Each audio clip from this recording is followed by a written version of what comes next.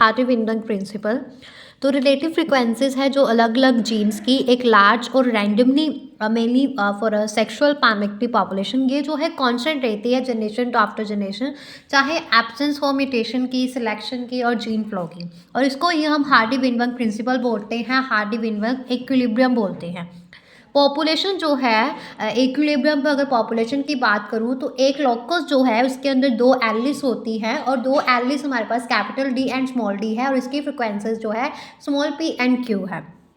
तो हमारे पास आता है double D, capital double D is equal to P square, small D capital D is equal to 2pq and small D D is equal to Q square. तो दो formulas हमारे पास आते हैं, P square plus 2pq plus Q square is equal to 1 and P plus Q is equal to 1, जहाँ पे P जो है ये फ्रिक्वेंसी है डोमिनेंट एलिली के लिए इन पॉपुलेशन, क्यू जो है वो फ्रिक्वेंसी है रिसेसिव एलिली के लिए इन पॉपुलेशन, पी स्क्वायर जो है ये परसेंटेज है होमोजाइगस डोमिनेंट इंडिविजुअल्स की, क्यू स्क्वायर जो है ये परसेंटेज है होमोजाइगस रिसेसिव इंडिविजुअल्स की और 2pq जो है ये क्या है, परसेंटेज है हेट्रोजाइगस इंडिविजुअल्स की, और 1 जो है सम टोटल है एलिक फ्रिक्वेंसीज का।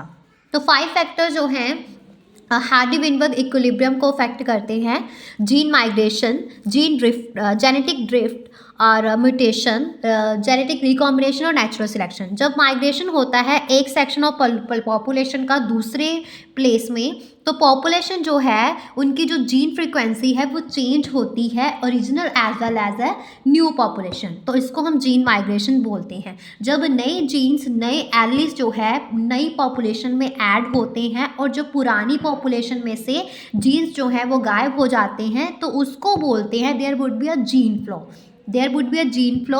अगर जीन माइग्रेशन जो है हैपन होता है मल्टीपल टाइप्स में और सेम चेंजेस जो हैं अक्कर होते हैं बाय चांस, और इसको जेनेटिक ड्रिफ्ट बोलते हैं। कई बार क्या होता है कि एलिल फ्रिक्वेंसी में जो चेंज आता है वो बहुत ज़्यादा, जब वो बहुत डिफरेंट होता है in new sample of population, तो that they become a different spaces.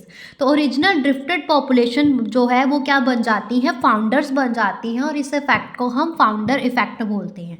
Microbial experiment जो है वो प्री एग्जिस्टिंग एडवांटेजेस म्यूटेशन को क्या करते हैं, शो करते हैं। जब वो सिलेक्ट किए जाते हैं तो रिजल्ट, जिसके रिजल्ट से क्या होता है, ऑब्जर्वेशन आती है कुछ नए फिनोटाइप्स की, और over a few generation this would be result in a speciation.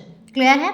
तो नेचुरल सिलेक्शन एक प्रोसेस है जिसमें हेरिटेबल वेरिएशन होती हैं जो इनेबल करती हैं बेटर सर्वाइवल को और इनेबल करती हैं रिप्रोड्यूस करने को, और ग्रेट नंबर ऑफ प्रोजनी जो है वो छोड़ देती है।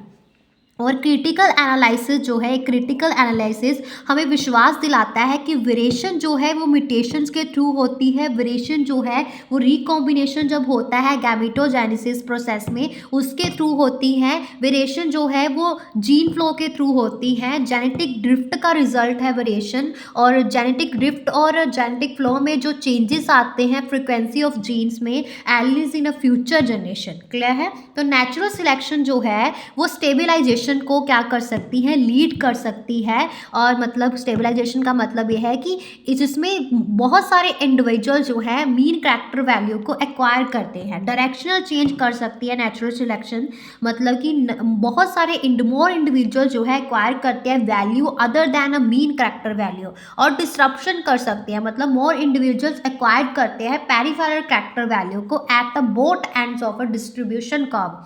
क्लियर है। तो यहाँ पे हमारा 7th main topic Hardy Weinberg principal finish होता है।